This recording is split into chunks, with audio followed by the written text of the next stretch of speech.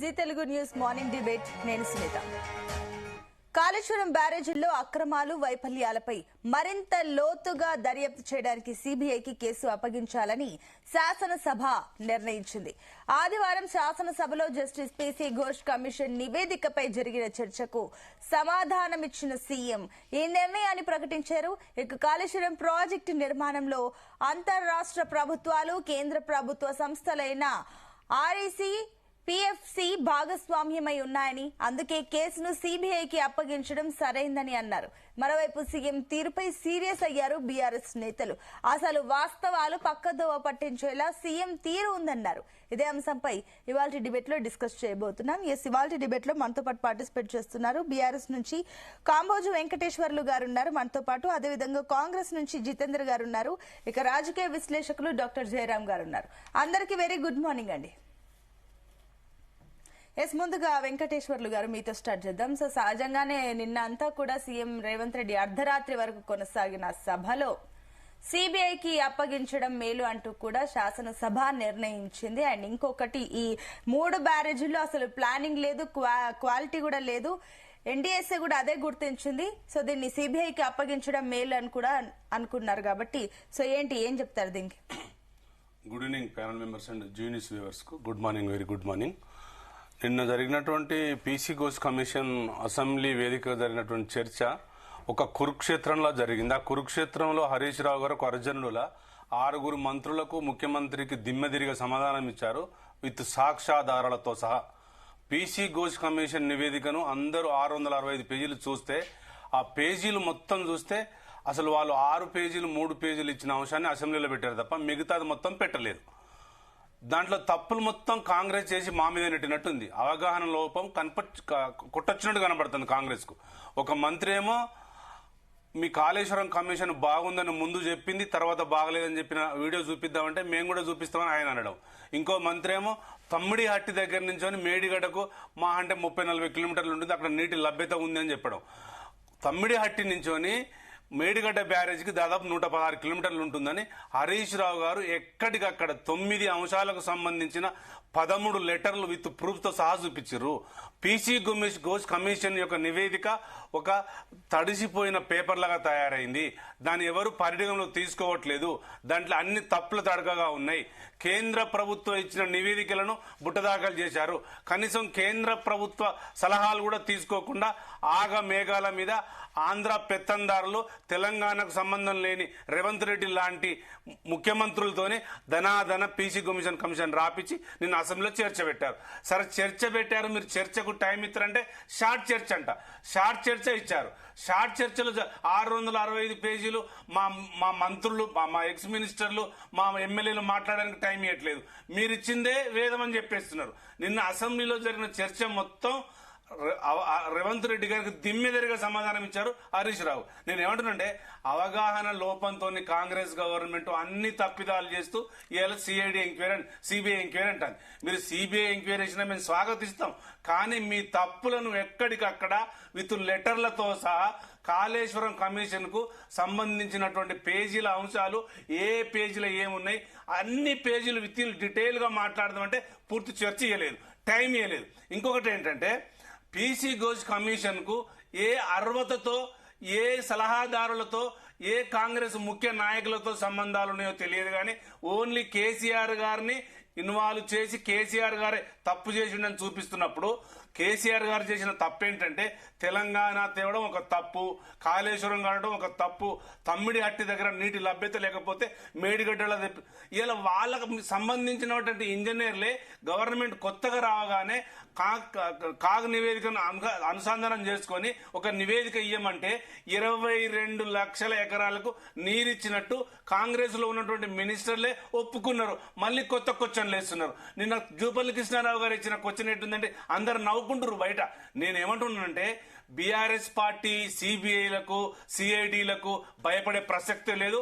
మేము ఎక్కడికక్కడ ఎదుర్కొంటాము, నిలబడతాము, న్యాయ సలహాలు కోరుతాము. రాబోయే తరాలకు ఇట్లాంటి కాళేశ్వరం ప్రాజెక్టే ఫ్యూచర్ భవిష్యత్తు కనబడుతుంది. లేకుంటే తెలంగాణ రైతులకు నీళ్లు వచ్చే పరిస్థితి లేవు. ఇది బనకచెర్లకు సంబంధించిన అంశాన్ని ముందుకు తీసుకొస్తూ దీన్ని ముందు పెడుతూ ఆ బనకచెర్లను కట్టుకోవడం కోసమే రేవంత్ రెడ్డి చంద్రబాబు ఆడుతున్న నాటకంలోనే ఈ పీసీ ఘోష్ కమిషన్ అసెంబ్లీలో చర్చ తప్ప, మీరు చర్చ పెడితే ఒక 5 రోజులు పెట్టండి, అంశాల వారీగా పెట్టండి, అన్నారం బ్యారేజ్ మీద పెట్టండి, సుందిళ్ల మీద పెట్టండి, ఎన్ని కిలోమీటర్లకు ఎంత అయింది చెప్పండి, రైతుల అక్వేర్ మీద పెట్టండి, అసలు కరెంట్ ఎంత లభ్యత ఉందని చెప్పండి, కాళేశ్వరం కమిషన్ సంబంధించిన ప్రతి అంశానికి చెప్పండి. కానీ అసలు రేవంత్ రెడ్డి గారికి కాళేశ్వరం మీద సబ్జెక్ట్ లేదు. అసలు నదీ జలాలకు ఈ కీసులకు టీఎంసీలకు ఆయనకు తెలియక తర్జన భర్జన కేరళకు వారిపోయి మళ్ళీ వచ్చి ఏదో ఎంక్వైరీ చేస్తామని చెప్తున్నాడు. నేనేమంటున్నానంటే, మీకు ఇప్పటికైనా నిజాయితీ ఉంటే కాంగ్రెస్ కు అదే కాళేశ్వరం కమిషన్ మీద ఇచ్చిన నివేదిక మీద చర్చ పెట్టండి, పూర్వపరాలు మొత్తం తీయండి. ఇప్పుడు వ్యాప్కో ఇచ్చిన ఏజెన్సీ ఏముంది, సిడబ్ల్యూసీ ఇచ్చింది ఏంది, జలశక్తి ఏమి ఇచ్చేసింది, అటవీ వనరుల పర్యావరణం ఏమిచ్చింది, అంతర్రాష్ట్ర వ్యవహారాలు ఏమిచ్చింది, అవన్నీ ఒకవేళ గవర్నమెంట్ ఇచ్చినవి కాకపోతే వాటిని మీరు పరిగణనలు తీసుకోవాలి కదా.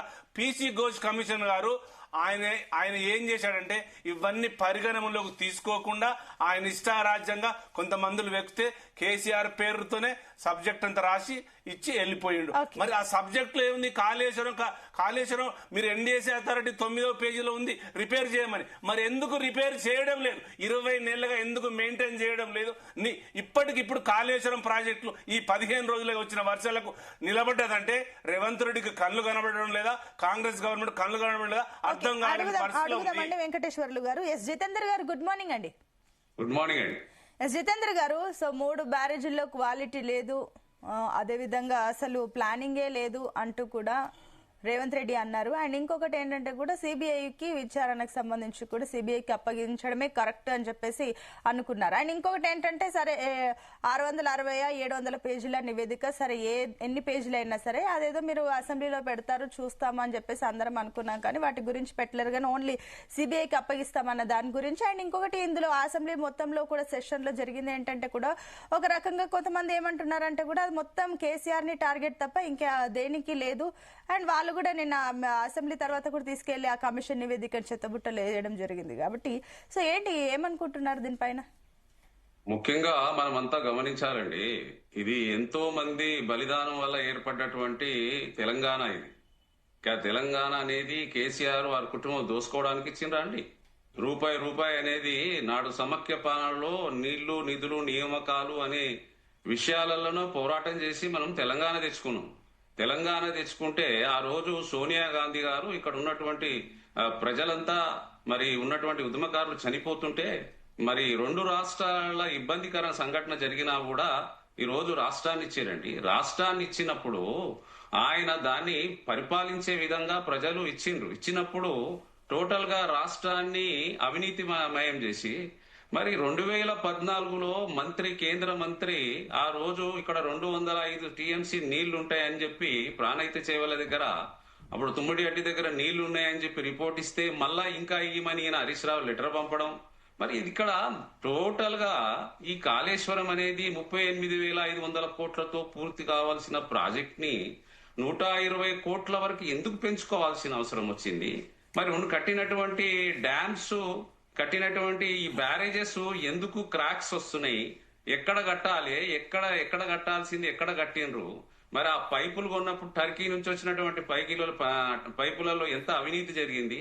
టోటల్ గా ఒక అత్యున్నతమైనటువంటి సుప్రీంకోర్టు న్యాయమూర్తి అనేక జడ్జిమెంట్లు ఇచ్చి అనేక రకాలుగా అవినీతిపై ఇచ్చినటువంటి జడ్జిమెంట్ వ్యక్తి ఈ రోజు జరిగింది అక్కడ ఏం జరిగింది అనే విషయంలో ఇస్తే మరి దాన్ని యాక్సెప్ట్ చేయాలి కదండి. ఆ రోజు మేము కాంగ్రెస్ పార్టీ ఇచ్చినటువంటి మేనిఫెస్టోలో కాళేశ్వరం చాలా అక్కడ అవినీతి జరిగింది, అవినీతిపై మేము చర్చ జరుపుతామని చెప్పి దానిపై మరి కమిషన్ వేసి విచారణ జరుపుతామని చెప్పిన విధంగా మేము దాని విషయంలో అవినీతి జరిగింది కదా. ఆ అవినీతి విషయంలో ప్రజలకు ఇచ్చినటువంటి మేనిఫెస్టో ప్రకారంగా ఈ రోజు కమిషన్ ఏర్పడింది. కమిషన్ లో అనేక రకాలుగా అవినీతి మరి మయమైనటువంటి ఇది ఇక్కడ మరి కేసీఆర్ గారు టోటల్ గా క్యాబినెట్ ఆమోదం లేకుండా డబ్బులు ఎట్లా ఇస్తాడండి? ఇది ఎవరి ప్రభుత్వం అండి? తన ఇంటిదా అండి? ఇది ప్రతి రూపాయిని కక్కిస్తామండి. ఎందుకు వదులుతాము? ఈ రోజు 10 సంవత్సరాలు భూ విధ్వంసము, ఆర్థిక విధ్వంసము, అనేక రకాలుగా విధ్వంసాలు సృష్టించినటువంటి వీళ్ళ కుటుంబం వేరు. మరి 10 సంవత్సరాలు పరిపాలిస్తే విభజన హామీలు ఒక్కటనే తెచ్చుకున్నారండి? మోడీ గారితో కలిసి ప్రయాణం చేసి అనేక రకాల పద్దుల మీద వీళ్ళు సపోర్ట్ చేసి మరి ఈ రోజు జరిగినటువంటి అవినీతిపై చర్చ జరిపితే సరిపోద్దా? ప్రజలకు చెప్పొద్దా ఏం జరుగుతుంది అనేది? చెప్పకపోతే ఎట్లండి? మీరు నిగ్గు తేల్చాలి కదా దాంట్లో. తప్పకుండా చెర్లపల్లి జైలు వెయిట్ చేస్తుందండి. మా సీఎం గారు చెప్పినట్టుగా అవినీతిమయం, మరి అవినీతి జరిపి కరప్షన్ జరిపితే కంపల్సరీగా జైలు పోవాల్సిందండి. చరిత్ర చూడండి. ప్రజా డబ్బులు అనేది, ప్రజా డబ్బు అనేది దుర్వినియోగం అంటే అయితే మీరు చెప్పింది తప్పకుండా కరెక్టే. జైలు పోవాల్సిందే. ప్రజల డబ్బు దుర్వినియోగం చేస్తే ఎవరైనా సరే కటకటాల వెనక్కి వెళ్లాల్సిందే. కానీ ఇందాక వెంకటేశ్వర్లు గారు ఒక పాయింట్ అన్నారు, ఇప్పుడు రిపేర్ చేయొచ్చు కదా, ఆ తర్వాత కూడా విచారణలు కూడా చేసుకోవచ్చు. ఆయన అన్న దాంట్లో పాయింటే కదా.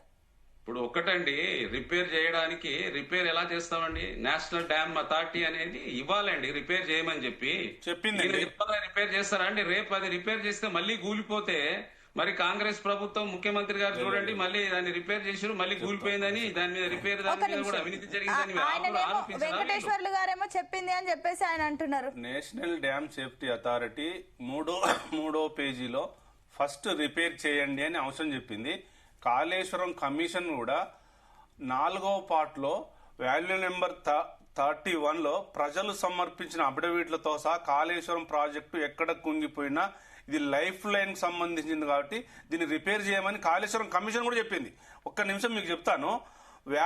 కాళేశ్వరం కమిషన్ ఇచ్చిన వాల్యూమ్ 2లో పేజీ నెంబర్ 49లో 439, 440 మేడిగడ్డ ప్రధాన పనులు పూర్తయ్యాయి. జూన్ 21వ తారీఖున గౌరవ కేసీఆర్ గారు ఇనాగ్రేషన్ చేశారు. 999 ఎఫ్ఆర్ఎల్ విలువ పెరిగింది. బ్యారేజ్ లిఫ్ట్ కొంచెం కుంగింది. దయచేసి దాన్ని రిపేర్ చేయమని నేషనల్ డ్యామ్ సేఫ్టీ అథారిటీ చెప్పింది. కాళేశ్వరం కమిషన్ కూడా చెప్పింది.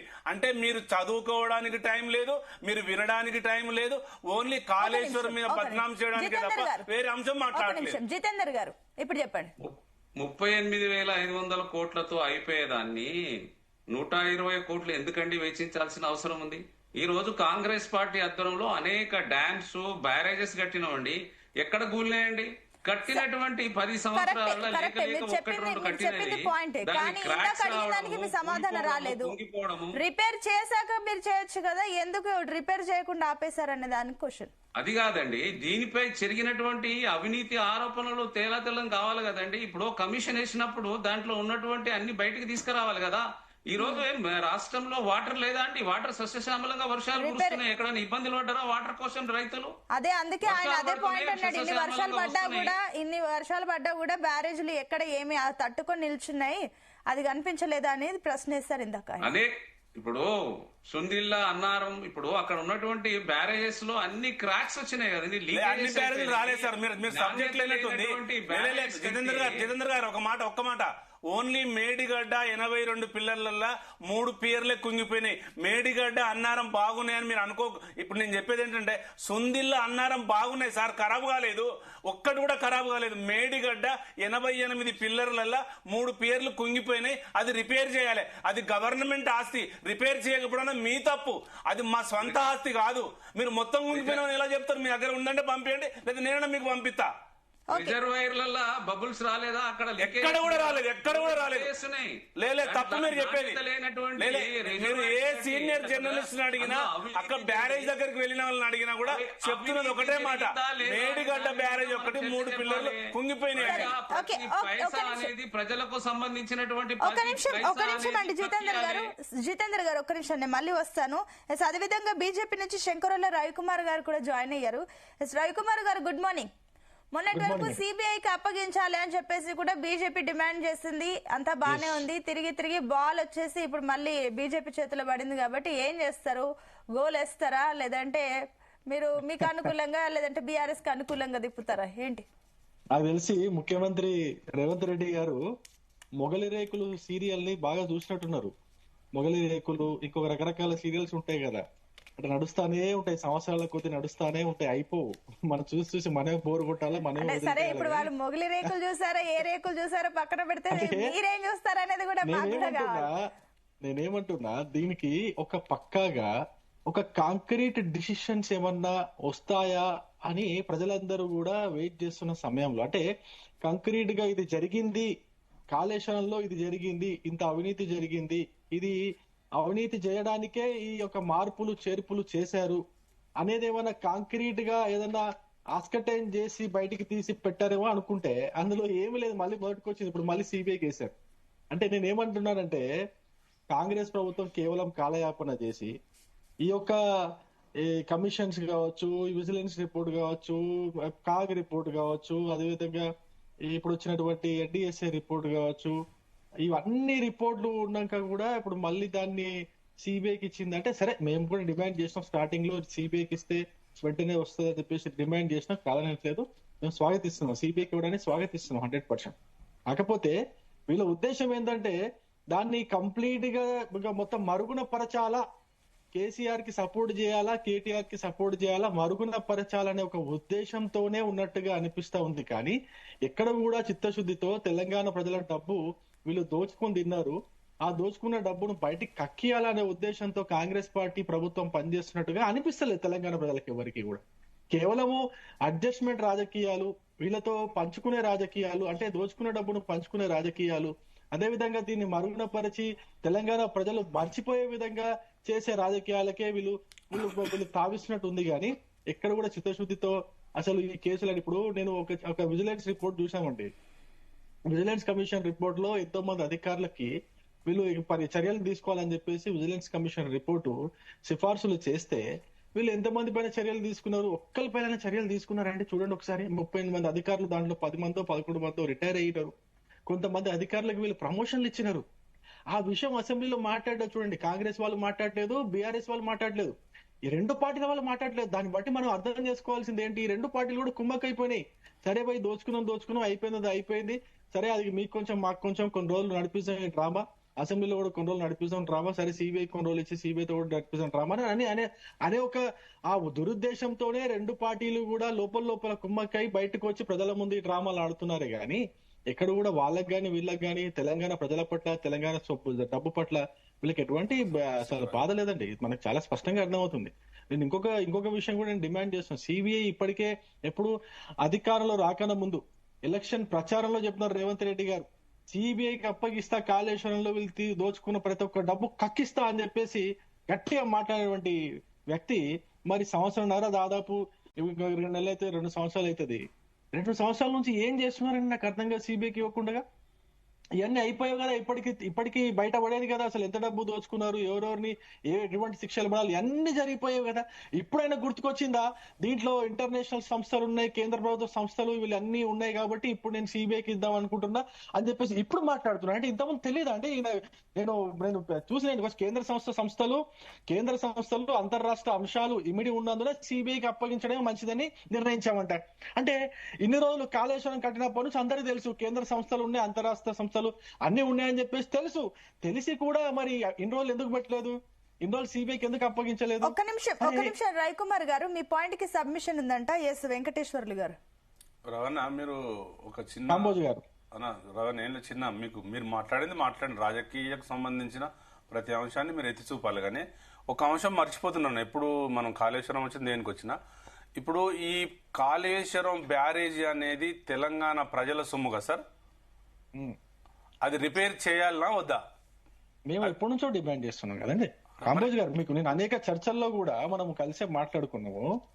ఇప్పుడు ఈ కాళేశ్వరం మళ్ళీ ఇంకోటి, ఇప్పుడు తెలంగాణ ప్రజలకు ఫైనల్ గా కావాల్సింది ఏంటంటే 2 విషయాలు. నేను మొన్న కూడా చెప్పాను. ఒకటి, దీంట్లో ఎంత డబ్బుని వీళ్ళు దోచుకున్నారో ఆ డబ్బును బయటకు తీయగలుగుతారా లేదా, పోయిన అసలు ఆ లెక్కలు బయట కలుగుతారా లేదా, ఒకటి.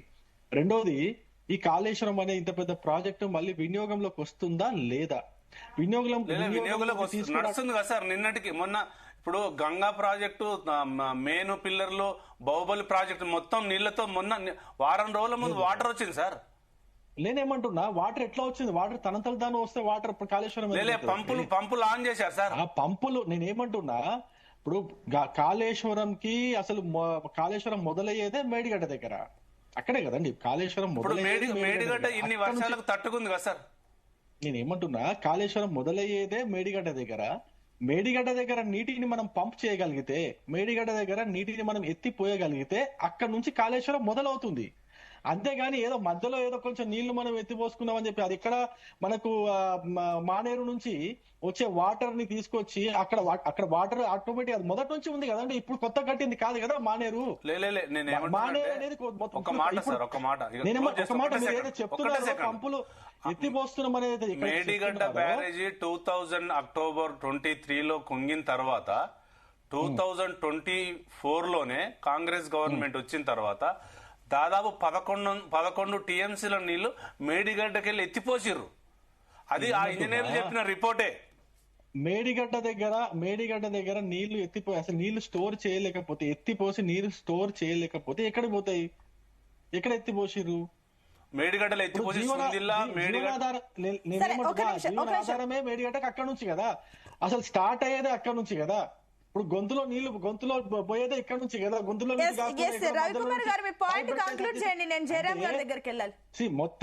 మొత్తానికి ఈ యొక్క ప్రాజెక్ట్ ని రకరకాలుగా మార్పులు చేసి చేర్పులు చేసి కింది నుంచి పై దాకా, అంటే కింది నుంచి చిన్న అధికారి దగ్గర నుంచి పైన అధికారి వరకు ఆయన పైన ఉన్నటువంటి రాజకీయ నాయకులు కావచ్చు, ప్రభుత్వం ఉన్న వాళ్ళందరూ కావచ్చు, అందరూ కలిసి మేడిగడ్డను ఒక ఏటీఎం లాగా వాడుకున్నారు. ఎప్పుడు కావాలంటే అప్పుడు డబ్బులు డ్రా చేసుకున్నారు అనేది చాలా స్పష్టంగా అర్థమవుతుంది. నేను ఇంకొక చిన్న పాయింట్ కూడా చెప్తా. మీరు ఏ రిపోర్ట్ లో కూడా చూడండి, ఏ రిపోర్ట్ లో ఇప్పుడు విజిలెన్స్ కమిషన్ రిపోర్ట్ కావచ్చు, పీసీ ఘోష్ కమిషన్ రిపోర్ట్ కావచ్చు, అంతకుముందు చేసినటువంటి ఈ రిపోర్ట్లు కావచ్చు, ఇక్కడ కూడా మీరు కాంట్రాక్టర్ల పేరు ఎత్తలేదు. మరి ఎందుకంటే కాంట్రాక్టర్ల పేరు పెట్టలేదు దాంట్లో. అసలు కాంట్రాక్టర్ల పేరు అంటే కాంట్రాక్టర్ లేడా దాంట్లో? ఆ ఎల్ఎన్టీ కావచ్చు, మెగా కావచ్చు, వీళ్ళందరూ కాంట్రాక్టర్లు ఉన్నారు కదా అక్కడ పనిచేసిన వాళ్ళు. అది ఒకటి. ఇది పెద్ద. ఇంకో కొండపోచమ్మ దగ్గర మీకు చిన్న విషయం చెప్తాను. కొండపోచమ్మ దగ్గర మట్టిని తీసుకొచ్చి ఆ కట్ట కట్టడానికి ఎక్కడి నుంచో 30-40 కిలోమీటర్ల దూరం నుంచి మట్టిని తీసుకొచ్చి కట్టగట్టడం అని చెప్పేసి బిల్లులు డ్రా చేసుకున్నారు. కానీ ఏం చేసినారు? ఆ పక్కనే అందులో నుంచే మట్టి తీసి కట్టగట్టిరు. ఆ రిజర్వాయర్ లోపల నుంచే మట్టి తీసి కట్టగట్టి ఎక్కడి నుంచో 30-40 కిలోమీటర్లకి వెళ్ళి మట్టి తీసుకొచ్చి కట్టినాం అన్నట్టుగా కొన్ని లక్షల క్యూబిక్ మీటర్ల మట్టిని తీసుకొచ్చి కట్టినట్టుగా కొన్ని 100 కోట్లు దాంట్లోనే దోచుకున్నారు. అది మొత్తం 250 కోట్ల రూపాయల కొండపోచమ్మ కాస్ట్ ఎంతో లెక్క వేస్తే దాంట్లో దాదాపు 70-80 వేల కోట్ల రూపాయలు అక్రమంగా బిల్లులు క్రియేట్ చేసి.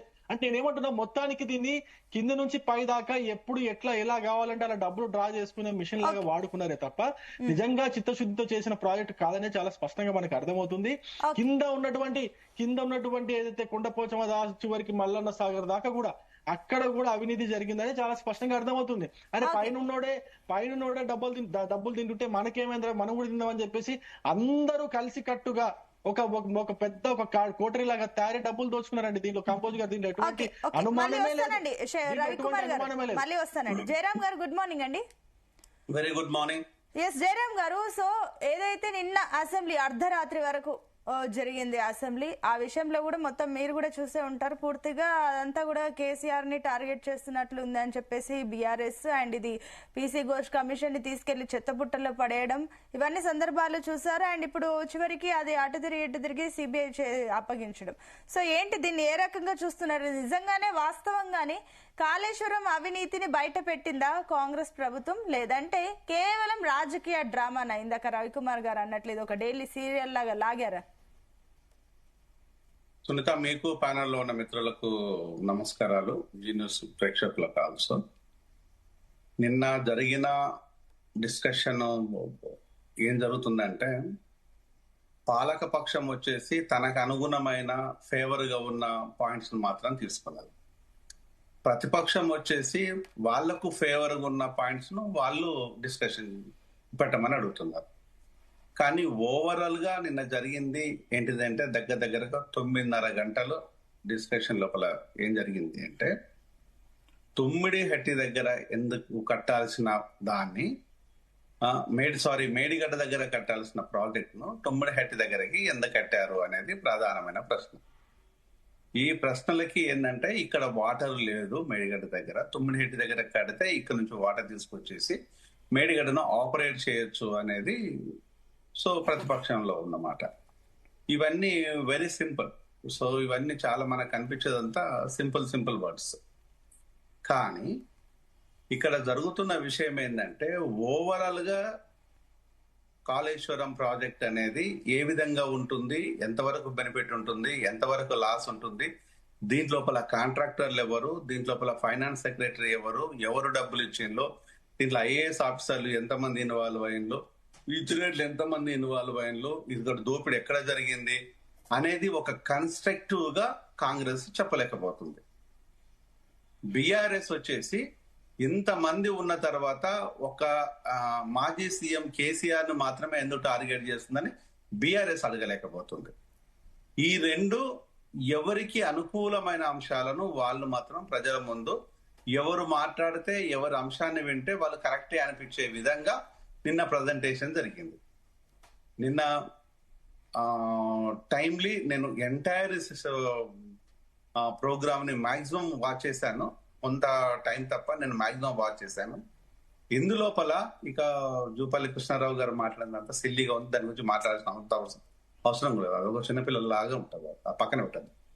ఇక్కడ జరిగిన అంశాన్ని ఏంటంటే, మేము చాలా స్పష్టంగా దేశానికి అంకితం చేశాం ప్రాజెక్టు గట్టి అనేది ప్రతిపక్షం. లేదు లేదు ఇంట్లో దోపిడీ జరిగింది, 1,00,000 కోట్ల దోపిడీ జరిగింది అనేదాన్ని ప్రభుత్వం. ఒకవేళ కనుక ఈ ఇద్దరు కరెక్టే అని ఎవరి వాదన వల్ల కరెక్టే అనే విధంగా ఇప్పుడు ప్రజలకు ప్రజెంటేషన్ పోయింది. అది ఈ రెండు విషయాలను పక్కన పెట్టేసి ఎంటైర్ సిస్టమ్ పైన ఇప్పటి వరకు ఏమైనా జరిగిందా అనేదంటే జీరో. మరి ఎందుకు ప్రభుత్వము తీసుకోవటం లేదు? ఆ ఇంజనీర్ల మీద చర్యలు తీసుకోవాలి, వాళ్ళకు వచ్చేసేమో ప్రమోషన్లు ఇచ్చేసి పక్కన కూర్చోబెట్టుకున్నారు. అప్పుడు ఫైనాన్స్ సెక్రటరీ రామకృష్ణారావు మీద చర్యలు తీసుకోవాలి. ఈ మీరు చెప్పే విధ్వంసం, ఫినాన్షియల్ విధ్వంసానికి ప్రధాన కారకుడు రామకృష్ణారావే కాబట్టి ఆయనకు ఎవరెవరికి డబ్బులు ఇచ్చాము ఎన్న విషయాలు తెలుసు కాబట్టి ఆయనకు ప్రమోషన్ ఇచ్చేసి మళ్ళీ పక్కన కూర్చోబెట్టు సిఎస్ గా పక్కన కూర్చోబెట్టుకున్నారు. ఇతర వ్యక్తులకు మెగా గాని లేకపోతే మన ఎల్ఎన్టీ వాళ్ళకి ఏమైనా మీరు నోటీసులు ఇచ్చారంటే ఎలాంటి నోటీసులు ఇవ్వలేదు. సరే రిపేర్ ఏమైనా చేపించారంటే రిపేర్ కూడా చేపియటం లేదు. సో ఇదంతా ఒక డైలీ సీరియల్ లాగానే, ఇంతకుముందు రవి చెప్పినట్టుగా డైలీ సీరియల్ లాగానే వచ్చింది, ఇక ముందు కూడా వస్తుంది. ఇది ఎప్పటి వరకు వస్తుంది అంటే నెక్స్ట్ ఎలక్షన్ల వరకు కూడా ఇదే స్టోరీ ఉంటుంది. నెక్స్ట్ ఎలక్షన్లకు ముందు ఏమైనా జరుగుతుందంటే ఏం జరగదు. ఏం జరిగినా కూడా ఒకవేళ కనుక అరెస్టుల పర్వం అప్పుడు కనుక ఉన్నట్టు అయితే బీఆర్ఎస్ తల మీద పాలు పోసినట్టే అవుతుంది. ఎందుకంటే మన తెలంగాణ లోపల కానీ తెలుగు రాష్ట్రాల్లో కానీ ఒక నాయకుని అరెస్ట్ చేస్తే ఆ సెంటిమెంట్ ఎట్లా ఉంటుంది, లేకపోతే ఒక నాయకుడు చనిపోతే ఆ సానుభూతి ఎలా ఉంటుందో మనకు తెలియని విషయాలు కావు. మరి ఇంత ఎందుకు చేస్తున్నట్టు, ఏ ప్రయోజనాలను ఆశించి కాంగ్రెస్ చేస్తుంది? ఒకవేళ కనుక కాంగ్రెస్ కనుక నిజంగా ప్రయోజనాలు కనుక ఆశించినట్టు అయితే అది ఇప్పుడే ఎందుకు చర్యలు తీసుకోవటం లేదు అనేది ఒక ప్రశ్న. కానీ ఇప్పుడు ప్రజలు ఏ విధంగా దీన్ని అర్థం చేసుకుంటున్నారు అంటే జరుగుతున్నాయి ఓన్లీ బ్లాక్ మెయిల్ రాజకీయాలు మాత్రమే రాష్ట్రంలో జరుగుతున్నాయి. అక్కడ డెఫినెట్ గా ప్రాజెక్టులు అంటే డెఫినెట్ గా దోపిడే, అలా డౌట్ ఏం లేదు. మీకు ఈ దోపిడీ అనేది ఇప్పటి నుంచి కాదు, వైఎస్ రాజశేఖర రెడ్డి గారి ప్రభుత్వం ఉన్న కాడి నుంచి మొదలుకుంటే ప్రాజెక్టుల మీద ఇది జలయజ్ఞం కాదు, సారీ ఇది జలయజ్ఞం అని పతాక శీర్షికలలో ప్రభుత్వం వస్తే ఆ తర్వాత ప్రతిపక్షాలు వచ్చేసి ఇది జలయజ్ఞం కాదు ధనయజ్ఞం అనేది పతాక శీర్షికలలో కొన్ని సంవత్సరాల తరబడిగా వచ్చేసింది. దానికి పొన్నాల లక్ష్మయ్య గారు అప్పుడు నీటిపారుదల శాఖ మంత్రి ఉన్నారు, ఇప్పుడు ఆయన వచ్చేసి బీఆర్ఎస్ లో ఉన్నారు. అంతటి దోపిడీ జరిగింది అనే దాన్ని తెలియని విషయాలు కాదు. ఇది ఒక్కరిదాంతోనే ఆగిపోయిందా అంటే ఈ రెండు రాష్ట్రాలకు కూడా ఇది కనెక్షన్ వచ్చేసింది. రెండు రాష్ట్రాలతో కంటే ఎక్కడ ప్రాజెక్ట్ కట్టినా కూడా ఆ ప్రాజెక్ట్ లో దోపిడీ ఉంటుంది అనేది ప్రతి చిన్న పిల్లోడు కూడా అర్థమవుతుంది. ఎందుకంటే ఇప్పుడు కేసుని తీసుకెళ్లి ఇప్పుడు సిబిఐ చేతిలో పెట్టారు కాబట్టి ఏమైనా చేంజ్ ఉంటుంది అనుకోవచ్చా? అదే బేస్ అదే చెప్పా కదండి, ఇక్కడ సిబిఐ చేతిలో పెట్టినలా, మోడీ చేతిలో పెట్టినలా, ఈడీ చేతిలో పెట్టినలా అంటే బేసిక్సే మర్చిపోయిన తర్వాత ఎవరి చేతిలో పెడితే ఏం ప్రయోజనం? మీకు ఎగ్జాంపుల్ చెప్తున్నాను. కరుణానిధి గారి కూతురు కనుమోలిని ఎన్డీఏ ప్రభుత్వం అరెస్ట్ చేస్తే, యూపీఏ ప్రభుత్వం అరెస్ట్ చేస్తే ఎన్డీఏ ప్రభుత్వం లోపల క్లీన్ చీట్ వచ్చి బయటకు వచ్చేసింది.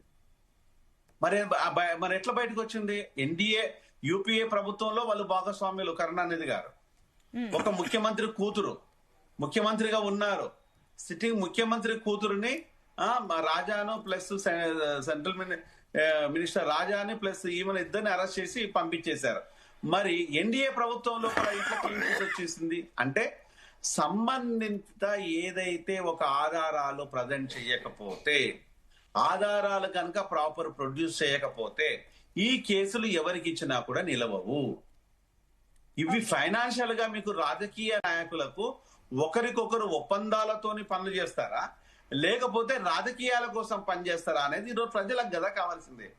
ఇది పాలక పక్షం గాని ప్రతిపక్షం గాని జవాబుదారీతనం ఎవరితో ఉండాలి? ప్రజలతోని ఉండాలి, ప్రజలకు చెప్పాలి. ప్రజల నుంచి వచ్చే ప్రశ్నలు ఈ రోజు పాలక పక్షం గాని ప్రతిపక్షం గాని దగ్గర లేవు.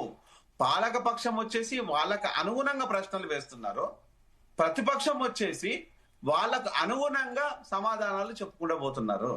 అంతే తప్ప ఇక్కడ జరగాల్సిన ఒక ప్రోటోకాల్ ని ఎక్కడ జరిగిందా? ఒకవేళ కనుక పీసీ ఘోష్ కమిషన్ లోపల అన్ని వివరాలను ఈ రోజు ప్రజల ముందు పెట్టారా? నేను నెట్ లో వెతికానండి, నాకు ఎక్కడ ఫుల్ రిపోర్ట్ దొరకలేదు.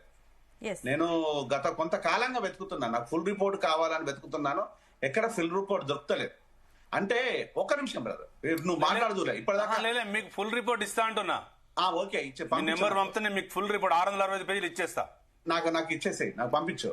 సో దెన్ ఒకటేంటంటే ఇక్కడ ఎప్పుడు కూడా పాలక పక్షం గాని ప్రతిపక్షం గాని దొంగ పోలీస్ ఆట ఆడుతున్నది. ఈ దొంగ పోలీస్ ఆట ఎవరి కోసం ఆడుతున్నట్టు? రాజకీయంగా దెబ్బ కొట్టాలనే ఆలోచన రేవంత్ కున్నది, రాజకీయంగా మనగడను దెబ్బ తీస్తారేమో అనే ఆలోచన బీఆర్ఎస్ కున్నది తప్ప ఇక్కడ శిక్షలు పడేది లేదు, ఇక్కడ వచ్చేది లేదు, రికవరీ క్లారిటీ తీసుకుందామండి జయరాం గారు. ఎస్ జితేందర్ గారు, సో జయరాం గారు చెప్పినట్లుగా మీరు బేసిక్స్ ప్రాపర్ గా లేవని చెప్పేసి ఆయన అంటున్నారు. అండ్ ఇంకొకటి అందరు కూడా అనుకున్నారు, నీ పూర్తి నివేదికని అసెంబ్లీలో పెడతాం, ప్రజల ముందు పెడతాం అని చెప్పేసి అన్న మీరు ఎందుకు అసలు నివేదికని మీరు పెట్టలేదు? ఎందుకు పూర్తి డీటెయిల్స్ ప్రజలకు తెలియకుండా ఓన్లీ మీకు కావాల్సిన మాత్రమే హైలైట్ చేస్తారు తప్ప అన్ని విషయాల్ని బయట పెట్టలేదు? బీఆర్ఎస్ కూడా అదే అంటుంది కాబట్టి ఎందుకు మీరు అన్ని పెట్టలేదు? మరి రిపేర్ విషయంలో కూడా ఎందుకు ఇంత నత్తనడకన వ్యవహరిస్తున్నారు? ఒకటండి, జయరామన్న గారు చెప్పారు, చాలా విషయాలు చెప్పారు. జలయజ్ఞం ధనయజ్ఞం అయిందని. నాడు మరి శ్రీశైలం కట్టిరు, నాగార్జున సాగర్ కట్టిరు, అనేక ప్రాజెక్టులు అఖండ ఆంధ్రప్రదేశ్ లో అనేక ప్రాజెక్టులు కట్టిండ్రు. అదేవిధంగా వైఎస్ రాజశేఖర రెడ్డి గారు కూడా ఎన్నో ప్రయత్నాలు చేసిండ్రు. మరి ఒక్క ప్రాజెక్ట్ ఎక్కడన్నా కూలిపోయిందా? ఎక్కడన్నా అవినీతి జరిగినట్టు ఆరోపణ వచ్చిందా? ప్రజల్ని మీరు డివేట్ చేస్తుంది కూలిపోయిందా అని చెప్పేసి కూలిపోలేదు, అది కుంగింది అనేది మీరే ప్రజల్ని డివేట్ చేస్తున్నారు. అది ఎక్కడ కూలిపోయింది మీరే చెప్పండి, కుంగిందా కూలిపోయిందా? ఈ రకంగా డివేట్ చేయొద్దు మీరు పబ్లిక్ ని. అసెంబ్లీలో కూడా ఇలాగే డివేట్ చేశారు. ఒకటండి, ఇప్పుడు ఎక్కడైతే ప్రాజెక్టు కట్టినరో వాళ్ళే చెప్తున్నారు, నవంబర్ నుంచి జూన్ వరకు వాటర్ కోసం అక్కడ కట్టినామని చెప్తున్నారు. 2015లో ఉమాభారతి గారు చెప్పిండ్రు రిపోర్టు, ఎక్కడైతే ఇప్పుడు మనం కట్టాల్సినటువంటి పానైతే చేవల దగ్గర అక్కడ తుమ్మిడిహట్టి దగ్గర కట్టాల్సినటువంటి ప్రాజెక్టు 2200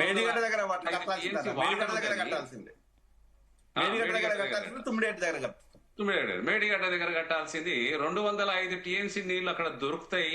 38,500 కోట్ల రూపాయలతో అయిపోయేదాన్ని ఎందుకు మరి ఇది 120 కోట్లతో అక్కడ కట్టాల్సిన అవసరం వచ్చింది? వాళ్ళు చెప్పే ప్రకారంగా ఇంతకుముందు చాలా సార్లు ప్రకాష్ గారు కూడా మాట్లాడినప్పుడు వాళ్ళకి సంబంధించిన నీటి శాఖ చైర్మన్ గారు అక్కడ ఎందుకు కట్టాల్సి వచ్చిందంటే నవంబర్ నుంచి జూన్ వరకు అంటే వాటర్ రాదు, అక్కడ కట్టాల్సి వచ్చింది అనేది. మరి మిగతా దాదాపుగా బాసర దగ్గర మొదలైపోయి కృష్ణా గోదావరి అక్కడ నుంచి ఇక్కడ దాకా వస్తుంటే అనేకమైనటువంటి బ్యారేజెస్ తర్వాత రిజర్వాయర్స్ కట్టినవన్నీ వేస్ట్ అయిపోయినాయి అవన్నీ. మరి వీటిపై అనవసరంగా ఇప్పుడు అక్కడ ఏంటంటే అవినీతిపై చర్చ అండి. ముఖ్యంగా కాళేశ్వరం అనేది డబ్బుతో కూడుకుంటుంది. 1 ఎకరాకు నీళ్లు ఇస్తే దాదాపుగా 50,000 రూపాయలు ఖర్చు వస్తుందని చెప్పి అనేక మంది సజెస్ట్ చేసినా కూడా ఆ ప్రాజెక్టు మొదలు పెట్టిండ్రు.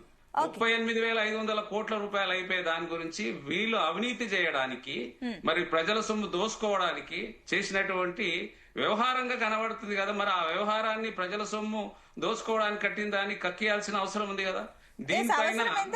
పాయింట్ కి ఒక నిమిషం సబ్మిషన్ ఉందంట వెంకటేశ్వర్లు గారు, మీకు మీ సబ్మిషన్ అంతకంటే ముందు ఒక నిమిషం, అంతకంటే మీ సబ్మిషన్ మెన్షన్ చేసే అంతకంటే ఒక నిమిషం పూర్తిగానే అండి చెప్పండి.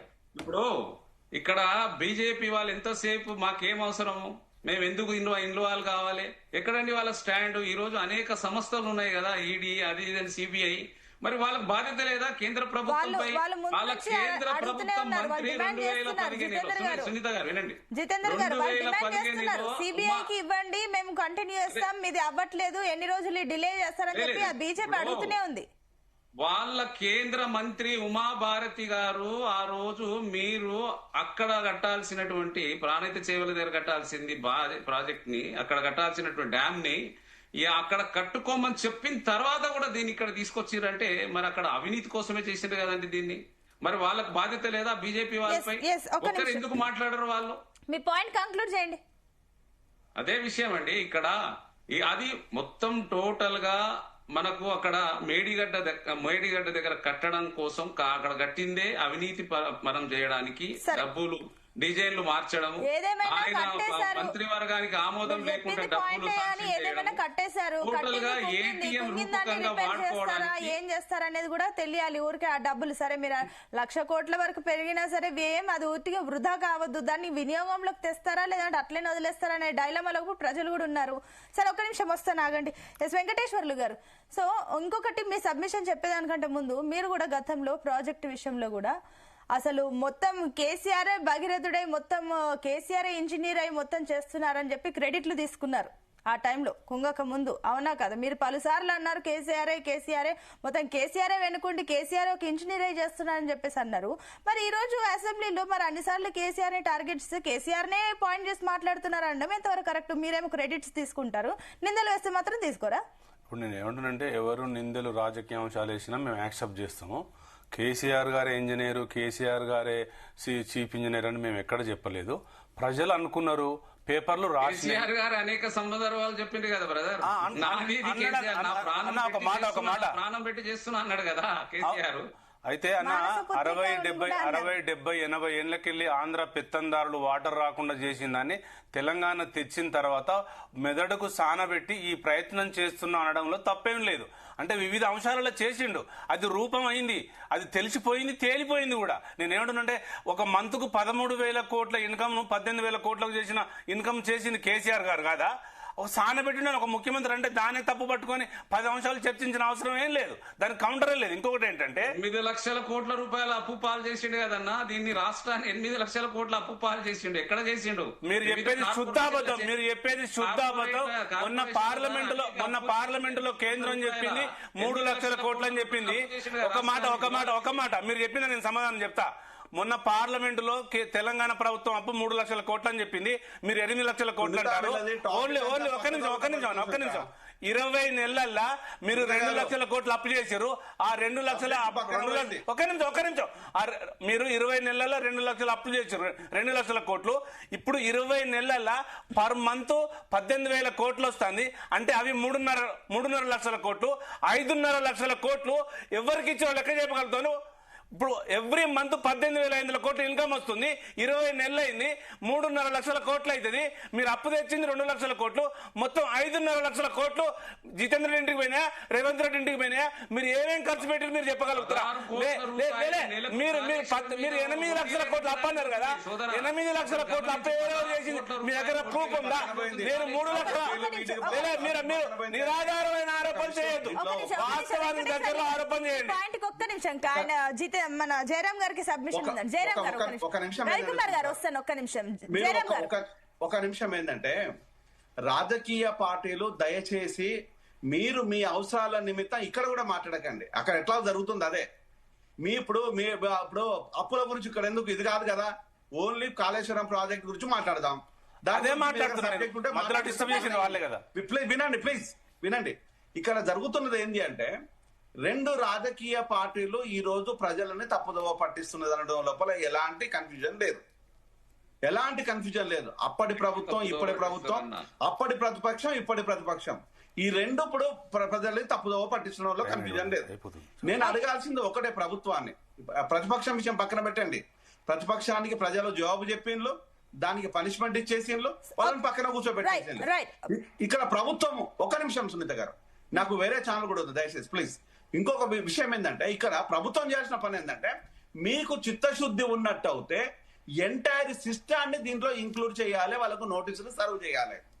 ఇక్కడ రామకృష్ణారావును మీరు ఎందుకు పక్కన పెడుతున్నట్టు, అక్కడ పనిచేస్తున్న ఇంజనీర్లను ఎందుకు మీరు పక్కన పెడుతున్నట్టు, అక్కడ కంపెనీస్ ని మీరు ఎల్ఎన్టీ కంపెనీ కానీ మెగా కృష్ణారెడ్డి కంపెనీ కానీ ఎందుకు పక్కన పెడుతున్నట్టు, అంటే వీళ్ళను ఈ తతంగానంతా మీ చుట్టూ పెట్టేసుకొని ఈ రోజు దాంట్లోపల వాటాలు అడుగుతున్నారా అని ప్రశ్న అడుగుతున్నారు, ప్రజలు అడుగుతున్నారు. ఇంపార్టెంట్ పాయింట్ చెప్పారు. ఒక్క నిమిషం జయరామ్ గారు, ఫైనల్ కంక్లూజన్ నేను మీ దగ్గరికి వస్తాను. వెంకటేశ్వర్లు గారు ఒక్క నిమిషం, మీరు చెప్పే ముందు రవి గారికి మీ పాయింట్ పైన సబ్మిషన్ ఉందంటే రవి గారు. ఇప్పుడు కేసీఆర్ గారితో పాటు బీఆర్ఎస్ నాయకులందరూ కూడా ఒక విషయం చెప్తా ఉన్నారు. కాళేశ్వరం మొత్తం ఖర్చు 1,00,00,000 కోట్లు అంటున్నారు, కేవలం 84,000 కోట్లే, 1,00,00,000 కోట్ల అవినీతి ఎట్లా జరుగుతుంది అని చెప్పేసి అంటున్నారు. 96,000 కోట్లు రవి, 96,000 కోట్లు, 1,00,000 కోట్లు అయితే కాలేదు అంటున్నారు. 20 కోట్లు అయిపోయిందన్న అంతా. నేనేమంటున్నా కేవలం కాళేశ్వరం కార్పొరేషన్ పేరుతోనే తీసుకొచ్చినటువంటి అప్పు 87,000 కోట్ల రూపాయలు. ఈ 87,000 కోట్ల రూపాయలకి అదనంగా వీళ్ళు చెల్లించాల్సినటువంటి వడ్డీ, సంవత్సరానికి చెల్లించాల్సినటువంటి దాదాపు 7,500 కోట్లు. ఇప్పటి వరకు ఈ వడ్డీ ఇవన్నీ కలిపితే 1,00,000 కోట్లు దాటిపోతుంది అన్న. 1,00,000 కోట్లు ఇప్పుడు మనకు చూడండి, 64,000 కోట్లు ఇంకా అసలు మిగిలి ఉన్నది, దానిపైన వడ్డీ 41,000 కోట్లు, 64,000 కోట్ల అసలు మిగిలిందంట, 41,000 కోట్ల రూపాయలు వడ్డీ మిగిలిందంట. ఇప్పుడు హరిరామ్ ఇచ్చిన రిపోర్ట్ ఇది, హరిరామ్ గారు ఇచ్చిన రిపోర్ట్. దాని ప్రకారం మాజీ ఎండి 1,00,000 నా పాయింట్ ఏంటంటే కాంబోజ్ వెంకటేశ్వర్లు గారికి డబ్బుని విపరీతంగా ఇష్టం వచ్చినట్టు ఖర్చు చేసి దాన్ని నీళ్ళలాగా ఖర్చు చేసి కనీసం నీళ్లు కూడా తేకుండా తెలంగాణ ప్రజల కష్టం సొమ్మును నీళ్లపాలు చేసిరు. ఇప్పటికీ కూడా మీ పైన కొంచెం కూడా మీకు అది పశ్చాత్తాపం లేకుండా మాట్లాడుతున్నారు అనేది నా యొక్క ఆరోపణ. హరీష్ రావు గారు కూడా అదే విధంగా మాట్లాడిన చూసే అసెంబ్లీలో హరీష్ రావు గారు కూడా అదే విధంగా మాట్లాడుతున్నారు. ప్రతినిధులందరూ కూడా అదే విధంగా మాట్లాడుతున్నారు. ఏమండి, కాళేశ్వరం కార్పొరేషన్ యొక్క అప్పు పరిమితి లిమిట్ కేవలం 25,000 కోట్లు 24,000 కోట్లు ఎంత ఉండింది, దాన్ని తీసుకుపోయి 1,30,000 కోట్లకు పరిమితి పెంచుకున్నారు కదా. అప్పుడు పరిమితి పెంచుకున్నప్పుడు అది అప్పులు ఎట్లా కనిపిస్తుంది? కేంద్ర ప్రభుత్వం 3 లక్షల కోట్ల అప్పు చేసిందని చెప్తే ఇప్పుడు ఆ అప్పు కాళేశ్వరం కార్పొరేషన్ కింద తెచ్చుకున్నటువంటి అప్పు మరి కనిపిస్తుందా దాంట్లో? ఆ అప్పులని కలుపుకోరా? ఆ అప్పులని కలుపుకుంటే మొత్తం 7-8 లక్షల కోట్ల కాదా? కాంబోజ్ గారు ఒకసారి ఆలోచించండి. మీరు బాధ్యతారహితంగా ఉండకూడదు అంటే రవణ విపులంగా ఒక చర్చ మీద మంచి క్వశ్చన్ వేశారు. కాళేశ్వరం ప్రాజెక్టు కడతానప్పుడు కేంద్ర ప్రభుత్వం బీజేపీ గవర్నమెంట్ రూపాయి కూడా సహాయం చేయలేదు. మీరు ఏ రోజు తెలంగాణకు రూపాయి ఇయ్యరు. మేమేం చేసినాం అంటే, ఒక మాట మీరు మాట్లాడండి, మేమేం చేసినాం చేయమని చెప్పినాం మేమే. అదే కనబడు, మీరు తెలంగాణ ఇవ్వడం ఇంట్రెస్ట్ ఉండదు, తెలంగాణ యాక్సెషన్ చేయడం ఇంట్రెస్ట్ ఉండదు, తెలంగాణ పిల్లలు నీళ్ళు రావడం ఇంట్రెస్ట్ ఉండదు, టీవీలలో వచ్చి మాట్లాడడం ఇంట్రెస్ట్ ఉంటుంది. కానీ మీరు అడిగిన సమాధానం చెప్తా. 25,000 కోట్లు కాళేశ్వరం ప్రాజెక్టు ఫైనాన్స్ కమిషన్ ఇచ్చినటువంటి కాళేశ్వరం ఫైనాన్స్ సంబంధించింది కేంద్ర ప్రభుత్వం 25,000 కోట్లకే ఇస్తుంది ఎప్పుడైనా. మేము దాన్ని ఏం చేసినామంటే వాళ్ళకు సాటిస్ఫైడ్ గా వాళ్ళకు కావలసినటువంటి స్థూలంగా ఎంత ఆయకట్టు వస్తుంది, నికరంగా ఎంత ఉంది ఆయకట్టు అని మొత్తం 40 లక్షల కోట్ల ఎకరాలు చూపించినాము. వాళ్ళు ఆ రోజున్న దాంట్లో 57,000 కోట్లు ఇస్తామంటే 87,000 కోట్లకు తీసుకెళ్లాము. మేము దాన్ని రిబిట్ 1,37,000 కోట్లకు తీసుకెళ్లాము. కానీ రేవంత్ రెడ్డి లాంటి తెలంగాణ వ్యతిరేకులు రావడం వల్ల అక్కడ అది నష్టం జరిగింది.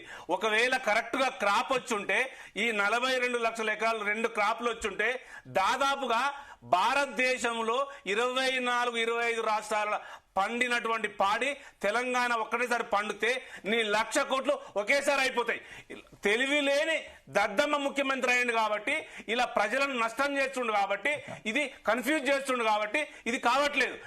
నేనేమంటున్నంటే 29,000 కోట్లు రైతులకు ఎక్స్గ్రేషియా ఇచ్చినాము. 36,000 నుంచి 70,000 తీసుకెళ్ళాం. 74,000 వెళ్ళి 94,000 కోట్లకు కాళేశ్వరం ప్రాజెక్టు పోయింది.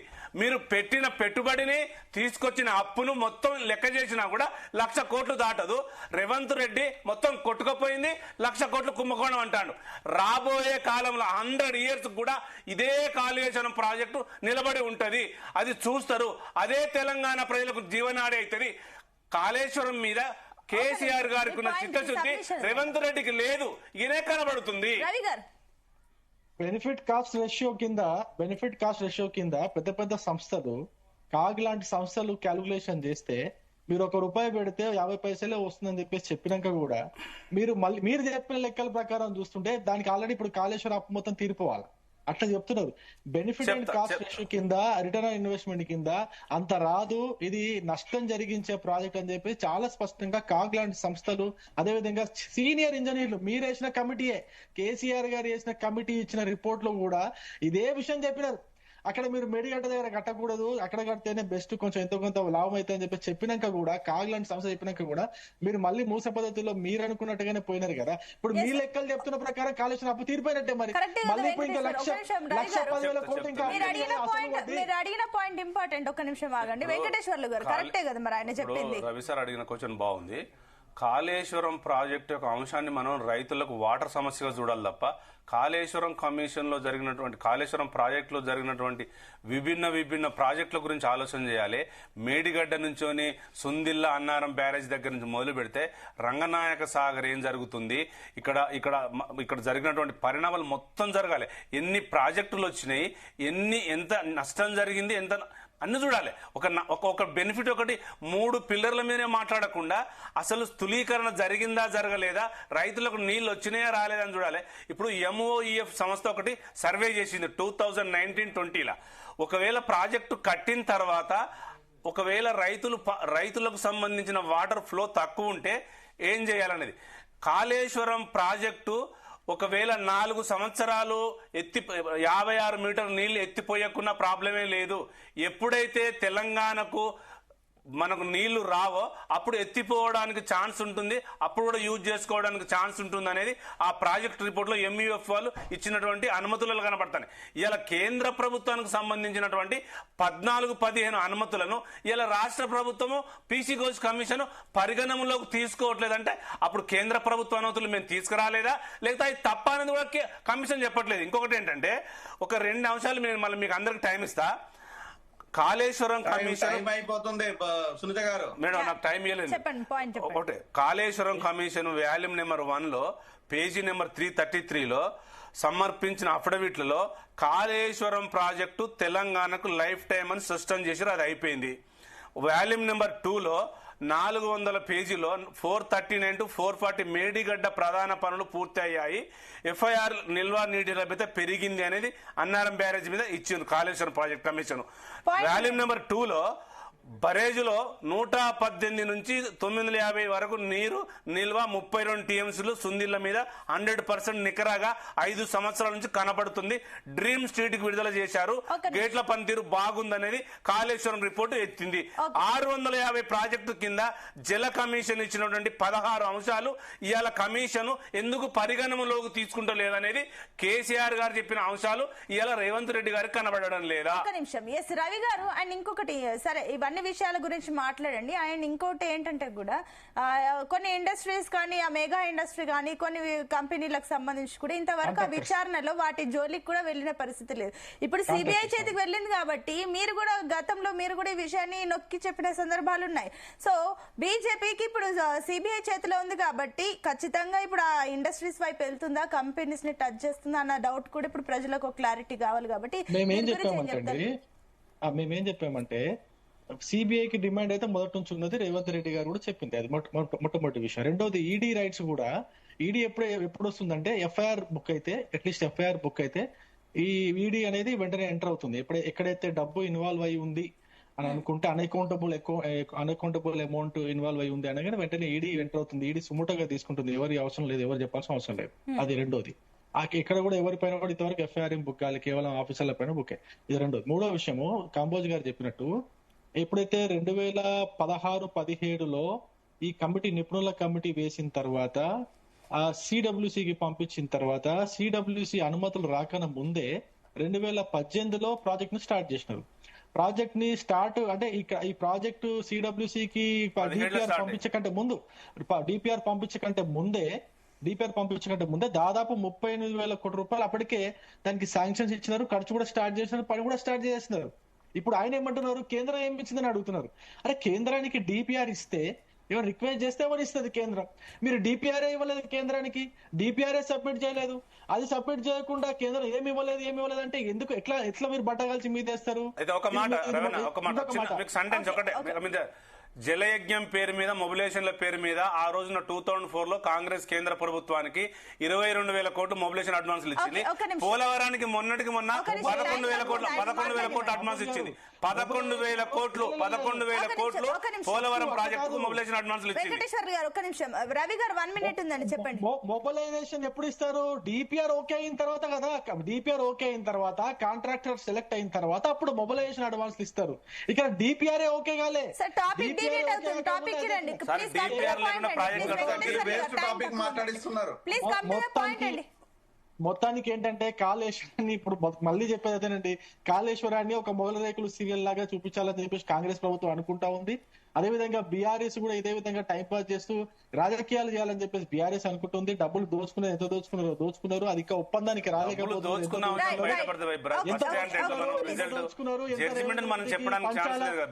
ఒక విషయం, ఎంత దోచుకున్నారు, ఎంత ఒప్పందానికి రావాలనేది ఇంకా కంక్లూజన్ రాలేదు. కాంగ్రెస్ పార్టీకి, బీఆర్ఎస్ పార్టీకి రాలేదు కాబట్టి టైం పాస్ అవ్వాలని చేస్తున్నారు. జితేందర్ గారు ప్లీజ్ మీ ఫైనల్ కమెంట్స్ చెప్పండి. మేడం, ఒకటి నీళ్లు, నిధులు, నియామకాలన్నీ తెచ్చుకున్నటువంటి తెలంగాణని మొత్తం సర్వనాశనం చేసినటువంటి కేసీఆర్ గారు ఇటు గోదావరి నాశనం చేసిన, కృష్ణా రివర్ మీద కూడా పోతిరెడ్డి పాడుకు అనేక రకాలుగా భోజనాలు పెట్టి 14 గేట్లు చేసి 2 ప్రాజెక్టుల మీద, 2 ఉన్నటువంటి నదుల మీద సర్వనాశనం చేసి కాళేశ్వరం అనే దాని మీద ATM రూపకంగా వాడుకొని 10 కోట్లాది రూపాయలు దర్శించినటువంటి కేసీఆర్ గారు జైలు పోవాల్సిందే, హరీష్ రావు గారు మిగతా వాళ్ళంతా పోవాల్సిందే. ఓకే అండి, జయరామ్ గారు. పాలక ప్రతిపక్ష పార్టీలకు చిత్తశుద్ధి ఉంటే జరిగిన తతంగాన్ని మొత్తం డాక్యుమెంట్ గా తయారు చేసి ఏదైతే PC goes commission report, entire report మీద చర్చ జరిపి దానిపైన చర్యలు తీసుకుంటే బాగుంటుంది తప్పితే ఎవరికి అనుకూలమైన వాదన వాళ్ళు తీసుకొస్తే ఈ రోజు ప్రజలు విజ్ఞులు, సేమ్ టైం మేధావులు కూడా ఉంటారు. ఆ విషయాన్ని గుర్తుపెట్టుకోవాలని పాలక ప్రతిపక్ష పార్టీలకు సలహాలు ఇస్తారు. రైట్ అండి, డిబేట్ లో పార్టిసిపేట్ చేసిన అందరికి కూడా thank you so much. So మొత్తం మీద అటు ప్రాజెక్ట్ నివేదికను సంబంధించి బీఆర్ఎస్ అయితే పీసీ ఘోష్ కమిషన్ ఇచ్చిన నివేదికను అటు చెత్తబుట్టలేసింది, అండ్ కాంగ్రెస్ ప్రభుత్వం వచ్చేసి కూడా దాన్ని సిబిఐకి అప్పగించింది. ఏదేమైనప్పటికీ ప్రజలైతే ఎక్స్పెక్ట్